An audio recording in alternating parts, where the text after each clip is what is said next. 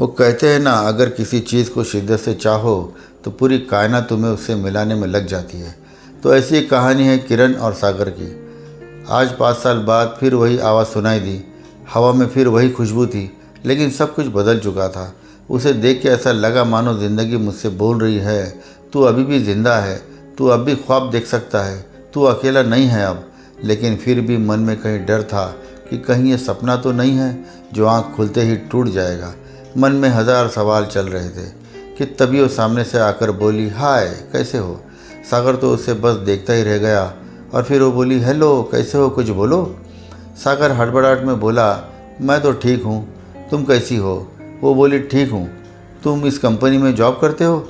सागर ने कहा, हाँ। उसके चेहरे पर हल्की सी मुस्कुराहट थी और बोली, मैं आज ही ज्वाइन हुई हूँ, यह आज मेरा पहला दिन है जॉब का। ये सुनकर मानो सागर के अंदर कहीं खुशी की लहर चल पड़ी, लेकिन सागर उससे वो खुशी बांट नहीं सकता था। सागर आज 5 साल बाद उससे मिला था। वो सागर की पहली मोहब्बत थी। वो दोनों साथ में बहुत खुश थे, लेकिन फिर एक दिन आया जब वो सागर से जुदा हो गई। आखिरकार गलती भी सागर की थी। असल में वो सागर को छोड़कर नहीं गई थी, सागर ने ही कुछ गलत कर दिया था उसके साथ। सागर ही भाग गया था किसी और के लिए।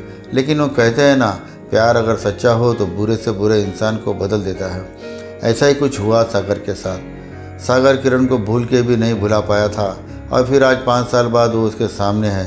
सागर सोच रहा था कि क्या बोलूँ उससे, मैं किस मुंह से बात करूँ, कुछ समझ में नहीं आ रहा।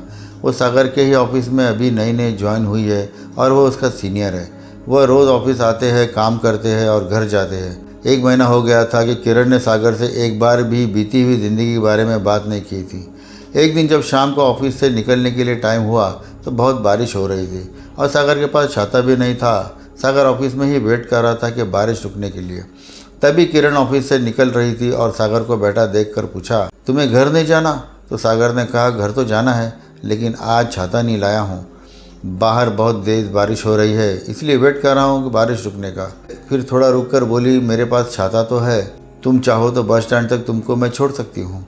सागर ने बिना कोई सोच विचार किए हाँ कह दिया और जल्दी से सब सामान रख के उसके साथ ऑफिस से निकला। बारिश इतनी तेज़ थी कि वह दोनों भीग गए थे। बस स्टैंड आते आते और बारिश की वजह से बस भी काफ़ी लेट थी। वह दोनों के बीच शांति थी। न सागर कुछ बात कर पा रहा था, न वह कुछ बोल रही थी। फिर सागर ने हिम्मत जुटा के पूछा, क्या तुम्हारी शादी हो गई? वो हंस पड़ी और बोली, नहीं। ये सुनकर सागर के दिल को जो खुशी हुई वो उसे बता भी नहीं सकता था। कुछ देर बाद वो सागर से पूछती है, तुम्हारी हो गई? सागर ने कहा, नहीं। फिर थोड़ा रुककर मुस्कुराते हुए पूछी, रोहिणी का क्या हुआ? रोहिणी वही लड़की है जिसके लिए सागर ने किरण को छोड़ा था। सागर थोड़ा शांत हो गया और बोला, हम साथ नहीं हैं। फिर सागर ने बहुत हिम्मत जुटा के कहा कि किरण मुझे माफ़ कर देना, मैंने तुम्हारे साथ बहुत गलत किया था। वो चुप ही थी, कुछ नहीं बोली। इतना बोलकर सागर भी चुप हो गया। फिर थोड़ी देर में बस भी आ गई और वह दोनों बस में चले गए। अगले दिन जब सागर ने ऑफिस में किरण को देखा तो सागर ने उससे पूछना था कि क्या सोचा उसने, माफ़ किया कि नहीं, कैसे बात करूँ उससे। यही सब सोच रहा था कि वो सागर के केबिन में उससे एक फ़ाइल देने के लिए आ गई। सागर ने बिना कुछ सोचे उसे बोल दिया कि ऑफिस के बाद साथ में चलना है, मुझे कुछ बात करनी है तुमसे। वो बोली, क्या है? हम अभी भी इधर बात कर सकते हैं। सागर ने कहा, नहीं, ऑफिस के बाद मिलना। वो बोली, ठीक है, और चली गई। सागर बस इंतज़ार कर रहा था कि कब 6 बजेंगे और कब मैं उससे बात कर पाऊँगा। टाइम जैसे थम ही गया था। 6 बज गए। सब एक एक करके निकल रहे थे ऑफिस से। फिर आखिरकार सागर भी निकला और साथ में किरण भी थी। वो रुकी थी उसके लिए। आज फिर वह साथ चल के बस स्टैंड और रास्ते में सागर ने उससे पूछा, कल का जवाब नहीं दिया तुमने?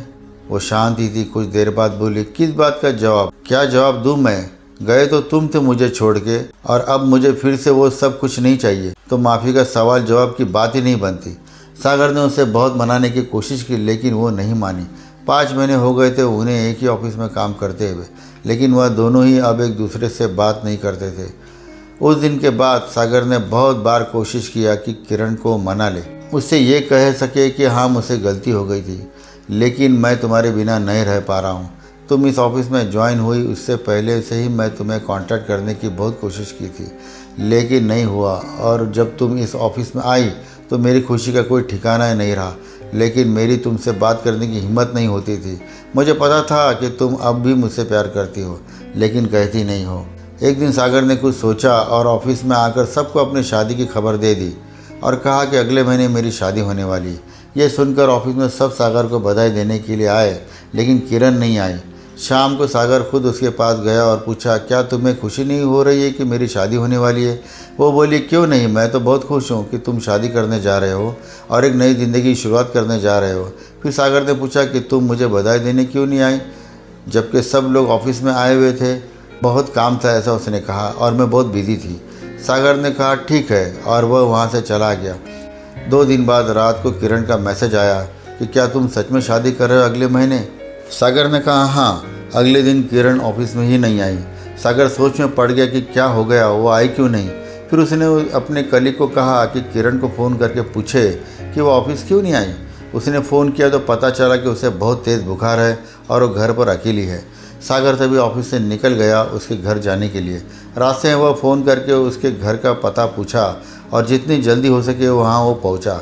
वहाँ जाकर देखा तो वह अकेली थी और उसे बहुत ठंड लग रही थी, कंबल में सोई हुई थी। सागर जल्दी से उसे उठा के अस्पताल तक ले गया। शाम तक उसका बुखार ठीक हुआ तो डॉक्टर ने उससे मिलने की इजाज़त दे दी। सागर उसके पास बैठा था, वो सो रही थी। सागर उसका हाथ अपने हाथ में लिया था। फिर धीरे धीरे उसकी आंख खुली तो सागर को ही बस देखे जा रही थी। सागर ने धीरे से बोला कि नहीं है शादी मेरी अगले महीने, मैं शादी नहीं कर रहा हूँ। ये सुनते ही वो रोने लगी। सागर की भी आंख में आंसू आ गए। सागर ने उसे गले लगा लिया और वह दोनों एक दूसरे को पकड़कर बहुत रोए। फिर वह वहाँ से घर गए और हमेशा एक दूसरे के साथ रहने का प्रॉमिस किया।